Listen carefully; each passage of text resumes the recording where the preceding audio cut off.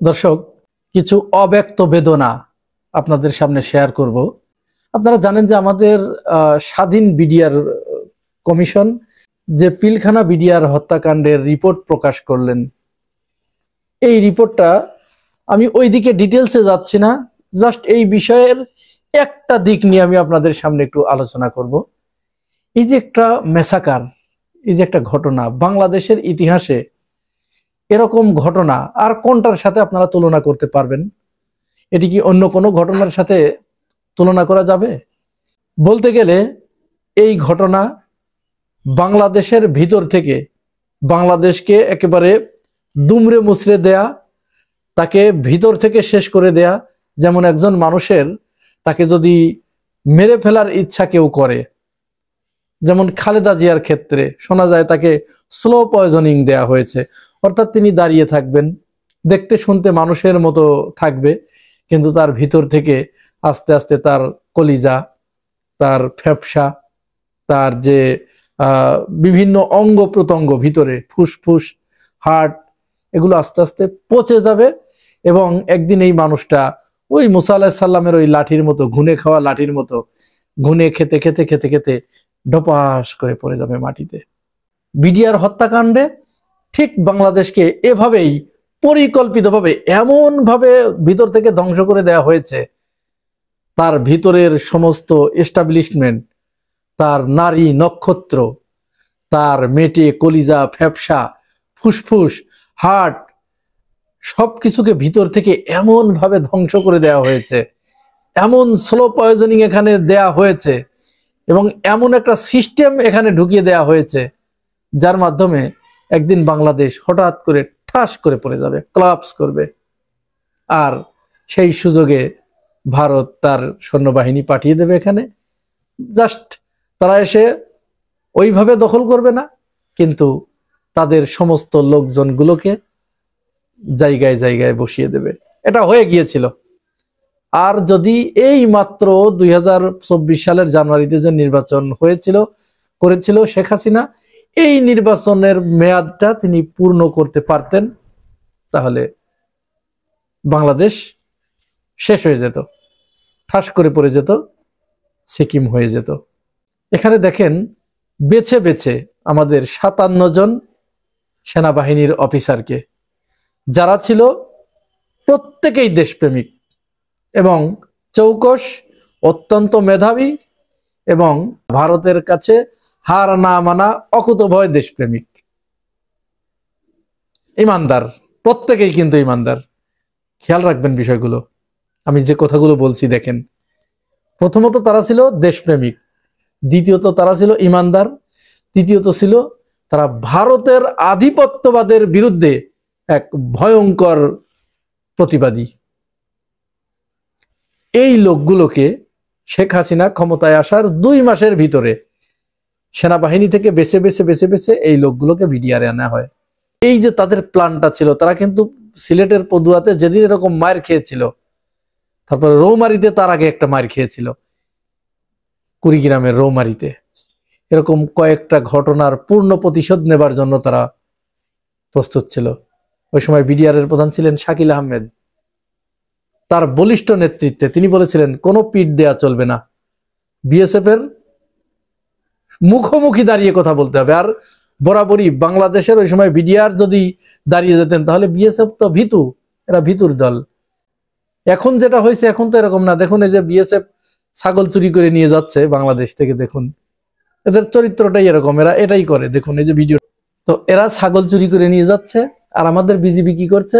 আমাদের BGB video করছে। এই হলো অবস্থা। যাই হোক, যে কথাটি বলছিলাম, আমি মূল কথায় আসছি। এই যে শাকিল আহমেদ যে সাহসের পরিচয় দিলেন, ভারত এটিকে ভালোভাবে নেয় নাই। তারা মনে করেছে যে এই সাহসের পরিচয় দেয়া শাকিল আহমেদের জন্য উচিত হয় নাই, সে তার সীমা লঙ্ঘন করেছে।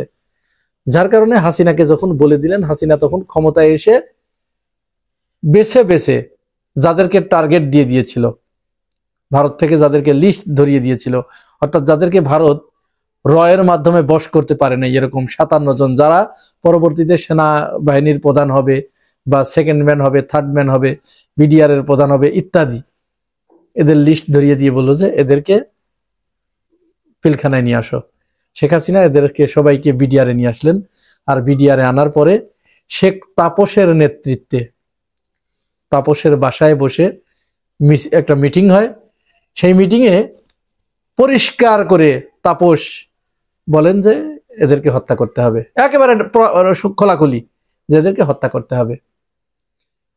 তাপসের এই বক্তব্য শোনার পরে তখন আওয়ামী লীগ নেতা তোরাব আলী, আপনারা তার নাম শুনেছেন, ওই সময় কিন্তু সে খুব জবরদস্ত একজন নেতা ছিলেন আওয়ামী লীগের, সে সরাসরি বিরোধিতা করলো যে না, এই কাজ করা যাবে না। এবং তাপস সেখানে বললেন যে তাদেরকে হত্যা করার জন্য বিডিআর পারবে না, বিডিআর এর জওয়ানরা পারবে না, এজন্য ভারত থেকে ফোর্স আসবে, তারা তাদেরকে হত্যা করবে।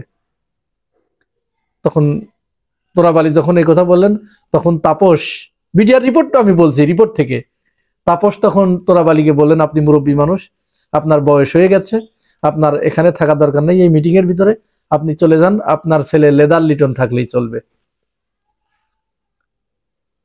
তোরাব আলী ওখান থেকে বের হয়ে আসে। এরপর তাপস ওইখানে বসে লেদার লিটন সহ তারা একটা প্ল্যান করে। সেখানে জাহাঙ্গীর কবির নানক ছিল, মির্জা আজম ছিল, এরা মিলে, আর সর্বশেষ যিনি এই ঘটনার সাথে যুক্ত হন তিনি আমাদের এই যে বডি বিল্ডার খ্যাত সোহেল তাজ, তৎকালীন স্বরাষ্ট্র প্রতিমন্ত্রী ছিলেন, এই সোহেল তাজ ছিলেন। বিডিআর রিপোর্টে এইভাবে উঠে আসছে যে সোহেল তাজ ওই ভারতীয় সেনাদের, ওই ভারতীয় প্যারাট্রুপারদের, ভারতীয় কমান্ডো বাহিনীদেরকে পিলখানার দরবার হলে ঢোকানোর জন্য, পিলখানার ভিতরে ঢোকানোর জন্য 2 থাম কাপড় সেখান থেকে নিয়ে আসে ওই 24 জনের পোশাক বানানোর জন্য। তাদের পোশাক বানানো হয়, তাদের পোশাক কোনো র্যাঙ্ক ছিল না, লেখা ছিল না, জাস্ট তাদের শুধু ভিতরে ঢোকানোর জন্য। এরপরে পরের ইতিহাস আপনারা সবাই জানেন।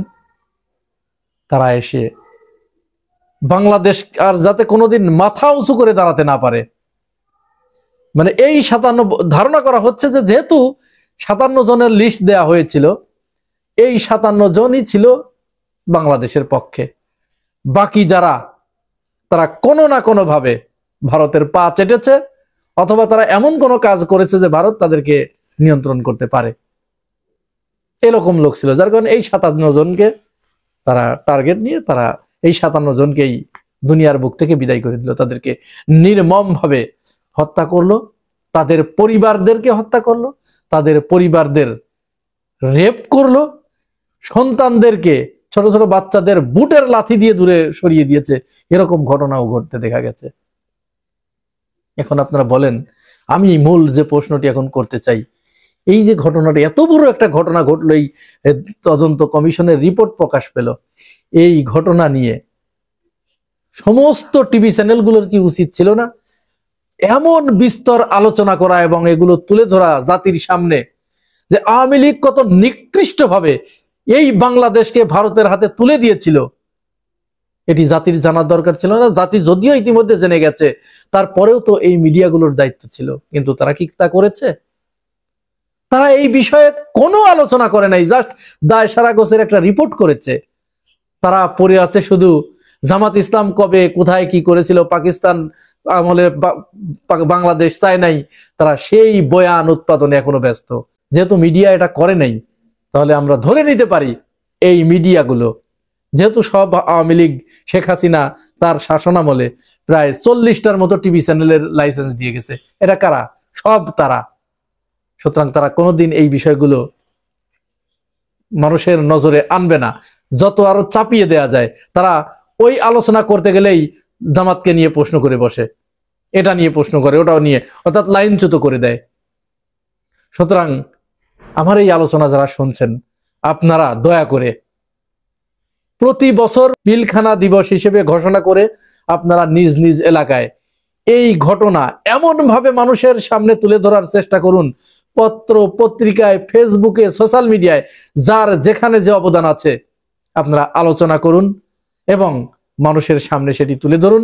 প্রয়োজনে এই স্বাধীন তদন্ত কমিশনের পুরো রিপোর্ট প্রত্যেকেই আপনারা মনোযোগ দিয়ে পড়ে একেবারে হৃদয়ঙ্গম করে ফেলেন। প্রতিটা মানুষের কাছে এই মেসেজ পৌঁছিয়ে দিন যে আওয়ামী লীগ এদেশের জন্য কোনোদিন ভালো নয়। আওয়ামী লীগ কখনোই এদেশের বন্ধু নয়। তারা মূলত ভারতের চর, তারা মূলত ভারতের বিজেপি পার্টির বাংলাদেশ শাখা। তারা এই বাংলাদেশকে ভারতের হাতে তুলে দেবে আবার যদি ভবিষ্যতে তারা কোনোদিন ক্ষমতায় আসতে পারে। সুতরাং আওয়ামী লীগ যাতে এই সুযোগ আর কোনোদিন না পায়, এই দায়িত্ব বাংলাদেশের জনগণকে পালন করতে হবে।